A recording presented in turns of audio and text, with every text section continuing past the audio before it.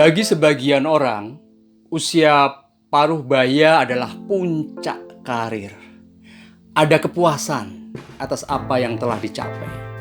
Materi, jabatan, status sosial, pengalaman, skill. Namun secara perlahan muncul kekhawatiran. Matahari akan segera tenggelam. Post power syndrome. Sebagian yang lain di usia paruh baya merasa belum mencapai apa-apa. Hidup dengan standar normal pun masih sulit. Bayangan akan hari tua semakin menambah muram. Secara psikologis, paruh baya itu mirip-mirip dengan remaja. Sama-sama galau. Remaja itu anak-anak bukan, dewasa juga bukan. Paruh baya dikatakan muda tidak, dikatakan tua juga belum. Di usia paruh baya itu sebaiknya ya tetap optimis, tetap bahagia, jaga kesehatan, gaya hidup bugar, atur asupan makanan dan minuman, jaga hubungan dalam keluarga, teman, lingkungan, dan hati-hati dalam membelanjakan uang pensiun. Hindari belanja yang bersifat liabilities. Beli rumah, beli kendaraan baru, beli barang elektronik, gadget, handphone. Lupakan. Alokasikan 70% untuk biaya hidup. Selebihnya bisa dialokasikan untuk investasi atau bisnis.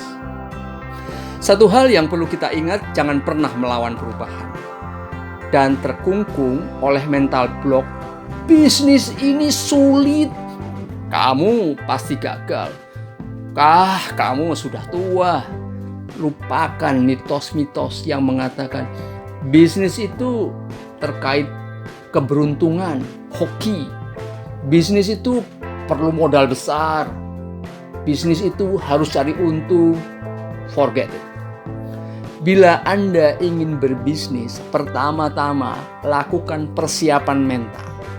Berani bermimpi besar, mampu menerima risiko, suka tantangan, memiliki daya tahan tinggi, dan memberikan yang terbaik walau imbalannya kecil. Tidak banyak berteori. Bisnis itu memiliki ketidakpastian dan membutuhkan pengorbanan finansial. Karenanya dibutuhkan peningkatan komitmen waktu, tanggung jawab, dan kemandirian juga bergaulan. Ide bisnis bisa berangkat dari hobi atau melanjutkan pekerjaan yang sudah kita geluti berpuluh-puluh tahun di kantor. Atau dari apa yang kita baca, kita dengar, dan lihat di media misalnya. Atau bisa juga dari silaturahim. Atau mencontoh bisnis orang lain. Untuk mendapatkan ide bisnis, tidak ada salahnya pergi jalan-jalan ke tempat yang baru dan lebih peka lagi terhadap masalah dan kebutuhan sosial di sekitar kita. Coba, buatlah daftar ide usaha.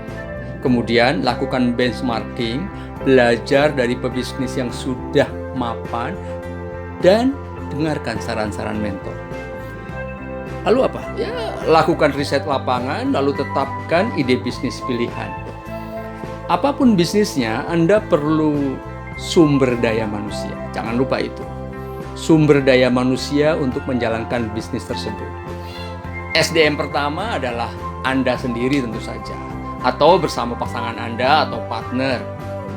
Bersyukurlah bila Anda memiliki skill dan dari lantai produksi hingga penjualan dan menerima pembayaran. Artinya, Anda memiliki skill dari sisi teknologinya, lalu pemasarannya, termasuk keuangannya.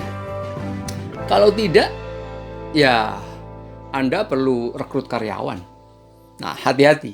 Jangan terlalu bernafsu dalam merekrut karyawan, karena akan membuat biaya operasional membengkak. Yang paling utama, rekrutlah karyawan yang memiliki karakter unggul dan loyal atau memiliki kesamaan visi dengan Anda. Pastikan Anda memahami besaran investasi yang diperlukan. Tahu persis CAPEX-nya berapa, OPEX-nya berapa, yang harus dikeluarkan.